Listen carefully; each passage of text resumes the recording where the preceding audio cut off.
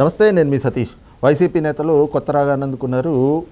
కోల్చడం కాదు, కట్టి చూపించి చంద్రబాబు అంటూ ఈ రోజున ప్రతిపక్షంలో ఉన్నటువంటి ప్రతిపక్ష నేత అయినటువంటి చంద్రబాబు నాయుడు గారికి సవాళ్ళు విసురుతున్నారు. మరి 5 ఏళ్ల అధికారంలో ఉండి ఏం నిర్మాణాలు చేశారు, రాష్ట్రంలో అభివృద్ధిని ఏ స్థాయిలో పురోగతి చెందేలా చేశారు, ఇవన్నీ ఎక్కడా మాట్లాడకుండా ఈ రోజున ప్రతిపక్షంలో ఉన్నటువంటి చంద్రబాబు గారికి సవాళ్ళు విసరడం అనేటువంటిది కూడా హాస్యాస్పదంగా కనిపిస్తుంది అనేటువంటి విమర్శలు కూడా ఈ రోజున ప్రతిపక్ష పార్టీల నుంచి కావచ్చు, రాజకీయ విశ్లేషకుల నుంచి కూడా వ్యక్తమవుతూ ఉన్నాయి. మరి నిజంగా వైసీపీ నేతలు చేస్తున్నటువంటి ఈ రకమైనటువంటి వ్యాఖ్యలు ఎలా చూడాలి అనేటువంటి అంశం మనతో చర్చించేందుకు సీనియర్ జర్నలిస్ట్ సత్యమూర్తి గారు ఉన్నారు. సార్ నమస్తే. నమస్కారం అండి. 5 ఏళ్ల అధికారంలో ఉంది వైఎస్ఆర్ కాంగ్రెస్ పార్టీ. మరి పరిపాలన చేసింది కానీ, అధికారాలు ఉన్నది కానీ వాళ్ళ దగ్గర ఉంటాయి. అలాంటిది నిర్మాణాలు చేపట్టినా వాళ్ళు చేపట్టాలి, అభివృద్ధి చేసిన ప్రభుత్వం వాళ్ళది కాబట్టి వాళ్ళు చేయాలి, కానీ కూల్చివేయడం కాదు కట్టి చూపించి చంద్రబాబు అంటూ తెలుగుదేశం పార్టీ అధినేత చంద్రబాబుకి, అంటే ప్రతిపక్ష నేతకి సవాళ్ళు విసరడాన్ని ఎలా అర్థం చేసుకోవాలి? ఈ రకమైనటువంటి వ్యాఖ్యలు ఎన్నికల ముందు ఇప్పుడు ఇదొక స్లోగన్ లాగా తీసుకుని ప్రజల్లో దీన్ని ప్రచారం చేయడానికి కూడా ఎలా అర్థం చేసుకోవాలి? వైఎస్ఆర్ కాంగ్రెస్ పార్టీకి ఒక పెద్ద ఎసెట్ ఏంటి అంటే వాళ్ళందరూ కూడా ఒకే రకమైన మానసిక స్థితిలో ఉంటారు. అది వాళ్ళకి పెద్ద ఎసెట్. ఏంటి, ఎవరన్నా మామూలుగా మీరు కానీ నేను కానీ ఎవరన్నా పెద్దవాళ్ళు వచ్చి ఏదన్నా చెబితే వింటాం, విని మనలో ఏదన్నా లోపం ఉంటే కరెక్ట్ చేసుకుంటాం. కానీ వైసీపీ నాయకుల్లో పైనుంచి కింద దాకా, అంటే జగన్ దగ్గర నుంచి కింద స్థాయి కార్యకర్త వరకు వాళ్ళు ఎందుకో ఆ బెంట్ ఆఫ్ మైండ్ తయారు చేసుకున్నారు. పక్కన వాడు చెప్తే వినకూడదు, మనకి తెలిసిందే మనది వేదం అనే ఒక సిద్ధాంతాన్ని వాళ్ళు మామూలు ఇదివరకు మనం అనుకునేవాళ్ళం. తాలిబాన్లు ఎట్లా ఉంటారు, వాళ్ళు మహిళలు చదువుకోకూడదు అంటే, బాలికలు చదువుకోకూడదు అంటే ఇంకా వాళ్ళు అందరూ ఎందుకు అని అడగరు అనమాట. స్కూల్కి వెళ్ళే పిల్లలందరినీ, ఆడపిల్లలందరినీ కిడ్నాప్ చేసి తీసుకెళ్తారు. నువ్వు చదువుకోకూడదు అనేది ఎవరు అడగరు అనమాట. ఆ టైపులో ఈ వైసీపీ సైన్యం కూడా ఇట్లాగే ఉంటుంది, వైసీపీ సోషల్ మీడియా కూడా అట్లాగే ఉంటుంది. వాళ్ళు రీజనింగ్ అడగరు. వాళ్ళు చెప్పేది జగన్ వచ్చి చెప్తాడు, అసలు చంద్రబాబు అన్నీ కూలగొడుతున్నాడు అంటే ఇంకా పైనుంచి కింద దాకా అందరూ అన్నీ కూలగొడుతున్నాడు అని చెప్పేస్తారనమాట. పైగా ఇంకోటి ఏంటంటే వాళ్ళు చేసిన పనిని పక్కన వాడి మీద రుద్దుతుంటారు. వాస్తవంగా జగన్మోహన్ రెడ్డి అధికారంలోకి రాగానే ప్రజావేదిక అనే ఒక ప్రభుత్వ భవనాన్ని కూలగొట్టాడు. ఎందుకు కూలగొట్టాడు? అది చంద్రబాబు ఇంటి దగ్గర ఉంది. అది దాని దగ్గరికి వెళ్ళి ప్రజలు వినతి పత్రాలు అవి ఇస్తారు, ఆయన వచ్చి తీసుకుంటాడు. ప్లస్ అక్కడ మీటింగ్స్ గెట్ టుగెదర్ ఇవి జరుగుతుంటాయి. ప్రజా సమస్యల మీద చంద్రబాబు కట్టాడు కాబట్టి దాన్ని కూలగొడదామని మొదలుపెట్టాడు. మొదలుపెట్టినప్పుడు ఆయన ఇచ్చిన స్టేట్మెంట్ మనం ఒకసారి చూద్దాం. ఇది అసలు ఇటువంటివి ఉండకూడదు, అవినీతి కట్టడాలు ఉండకూడదు, అక్రమ కట్టడాలు అసలు ఉండకూడదు, కృష్ణా నదీ జలాలకి అడ్డంగా కట్టారు, ఇవన్నీ పర్యావరణానికి అసలు మొత్తం పర్యావరణానికి విఘాతం కలిగిస్తున్నాయి కాబట్టి కృష్ణా నది మీద ఉన్న ఇటువంటివి అన్నీ కూల్చేస్తానని చెప్పాడా లేదా? ఏమైనా కూల్చాడా? మీకు తెలుసా? ఏమన్నా కూల్చాడా? అసలు అన్నీ కృష్ణా నది ప్రవాహానికి అడ్డంగా కట్టేశారు, ఇవన్నీ అక్రమ బిల్డింగులు, నేను అన్నీ కూలగొడతానని చెప్పాడా లేదా? కూలగొట్టాడా? అంటే ఎందుకు చెప్తున్నానంటే కూల్చివేతలతోటి పరిపాలన మొదలుపెట్టిన జగన్మోహన్ రెడ్డి అన్నీ కూల్చేశాడు. చివరికి ఋషికొండలో చంద్రబాబు నాయుడు కట్టించిన రిసార్ట్స్ కూడా కూలగొట్టేసి అక్కడ బిల్డింగ్ కట్టాడు. ఏదైనా కానీ ఒక్కటి బలానాది కట్టాడు అని జగన్మోహన్ రెడ్డి చెప్పగలుగుతాడా? చెప్పలేడు. కానీ ఆ ప్రశ్న చంద్రబాబు నాయుడు మీద వేస్తారు. అదే వీళ్ళకి ఏంటంటే, నేను చెప్తున్నా కదా, వీళ్ళ మానసిక స్థితి అంతా కూడా ఎట్లా ఉంటుంది అంటే వాళ్ళు కూర్చొని క్వశ్చన్లు వేసుకుంటారు. మనల్ని జనం ఏం తిడుతున్నారు, ఆ తిట్టే ప్రశ్నలన్నిటినీ కూడా వాళ్ళు రివర్స్ చేసి చంద్రబాబు నాయుడు మీద వేస్తుంటారు అనమాట. ప్రజలందరూ అడుగుతున్నారు కదా జగన్మోహన్ రెడ్డిని, నువ్వు ఏం కట్టావా, అన్ని కూల్చివేతలు తప్ప అంటున్నారు కదా. ఆ ప్రజల ప్రశ్నని మార్చేసి చంద్రబాబుని నువ్వేం కట్టావా, అన్నీ కూల్చేస్తున్నావు కదా అని అడుగుతారు అనమాట. ప్రజలు జగన్మోహన్ రెడ్డిని అడుగుతున్న ప్రశ్నని వీళ్ళు అడుగుతారు, చంద్రబాబు పేరు ముందర తగిలిచ్చి.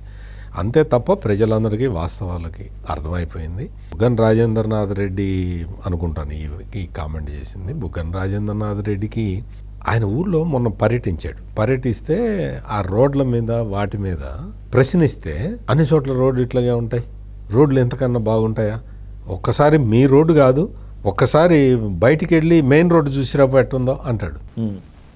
అంటే ఈ రోడ్డు బాగు చేయవా నువ్వు? ఇది ఈ తరహాలో చేస్తూ ఉన్నారు. ఎన్జీ రంగా అగ్రికల్చర్ యూనివర్సిటీని జగన్మోహన్ రెడ్డి వర్చువల్ విధానంలో ప్రారంభించాడు.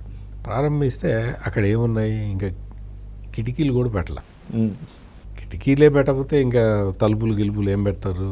ఏమీ లేదు అక్కడ. అద్దాలు, ఇన్ఫ్రాస్ట్రక్చర్ ఏమీ పెట్టకుండా వర్చువల్ విధానంలో ఆయన ప్రారంభించాడు. ఎలక్షన్లో వస్తుంది రేపు ఇంకొక 2-3 రోజుల్లో కోడ్ వచ్చేస్తుంది కదా, అక్కడ శిలాఫలకం మీద ఆయన పేరు వేయించుకోవడానికి, వైఎస్ జగన్మోహన్ రెడ్డి రాష్ట్ర ముఖ్యమంత్రి ఇనాగరేట్ చేశాడు అని వేయించుకోవడానికి. ఆ పనులు మరి 5 సంవత్సరాల నుంచి ఏం చేస్తున్నావు? అద్దాలు పెట్టడం చేత కాలేదు, కిటికీకి అద్దాలు పెట్టడం చేత కాలేదు.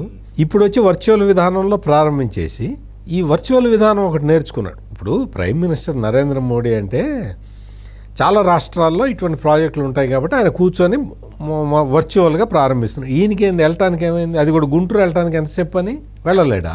అదీగాక ఈయన వర్చువల్గా ప్రారంభించే టైంకి ఇంకా అక్కడ సివిల్ వర్క్స్ జరుగుతూనే ఉన్నాయి. ఈయన చేస్తున్నాడు ఇక్కడ ప్రారంభోత్సవం, అక్కడ వర్క్స్ జరుగుతూనే. కలెక్టర్ కూడా పోలేదు ఆ కార్యక్రమానికి.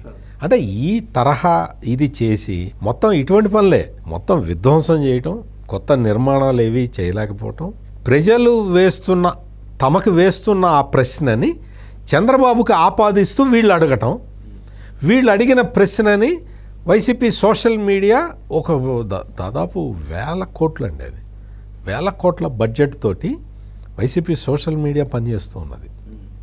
1000 కోట్లు కుమ్మరిస్తున్నారు. మీరు ఎక్కడన్నా చూడండి, ఆంధ్రప్రదేశ్లో మొత్తం ఆ ఫ్లెక్సీలు, సిద్ధం ఫ్లెక్సీలు చూసాం కదా, ఎన్ని 1000 కోట్లు ఖర్చు అయి ఉంటుంది. రాష్ట్రం మొత్తం పెట్టేశారు.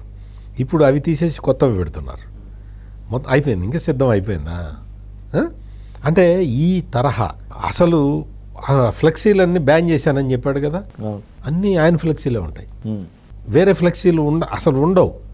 గుంటూరులో అయితే గుంటూరు పార్లమెంటు తెలుగుదేశం పార్టీ అభ్యర్థి ఫ్లెక్సీలు పెట్టుకుంటే ఆ ఫ్లెక్సీల మీద వెళ్ళి వీళ్ళు అతికిచ్చి వచ్చారు ఫ్లెక్సీలు, తెలుగుదేశం ఫ్లెక్సీలు కనపడకుండా.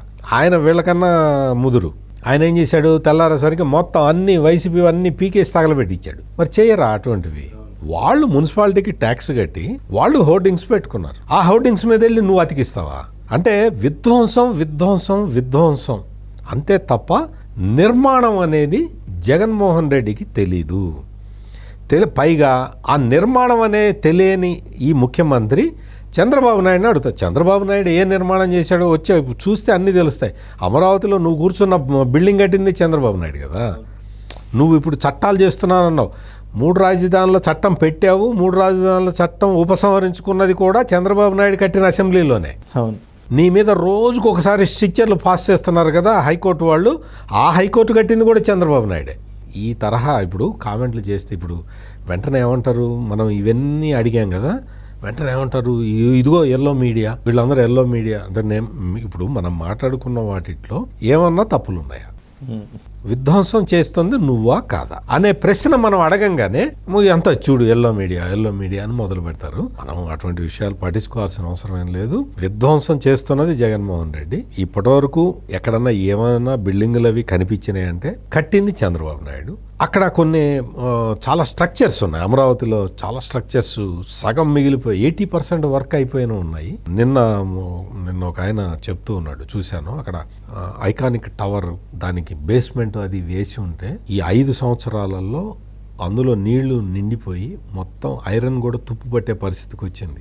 ఇది జగన్మోహన్ రెడ్డి సాధించిన ఘన విజయం అని చెప్తూ ఉన్నారు అక్కడ అందరూ ప్రజలు. అందుకని విధ్వంసం అంటే జగన్మోహన్ రెడ్డి గుర్తొస్తాడు, నిర్మాణం అంటే చంద్రబాబు నాయుడు గుర్తొస్తాడు. రైట్, ఇది చూస్తున్నాం కదా. తన వైఫల్యాలను ఒప్పుకునేటువంటి ధైర్యం లేని వైసీపీ నాయకులు ఈ రోజున ప్రతిపక్షాలని సవాలు చేయడం అనేటువంటిది హాస్యాస్పదంగా కనిపిస్తుంది. ఈ విధ్వంసకారుడిగా పేరొందినటువంటి జగన్మోహన్ రెడ్డి 5 ఏళ్లలో రాష్ట్రాన్ని నాశనం చేశాడు తప్పితే ఎక్కడ అభివృద్ధి పదంలో తీసుకెళ్లినటువంటి పరిస్థితులు లేవు. ఇది ప్రజలు కూడా గమనిస్తూ ఉన్నారు. కాబట్టి ప్రజలే జగన్మోహన్ రెడ్డికి సరైనటువంటి గుణపాఠాన్ని నేర్పుతారు అన్నటువంటి భావన కూడా సీనియర్ జర్నలిస్ట్ సత్యమూర్తి గారు వ్యక్తం చేస్తూ ఉన్నారు.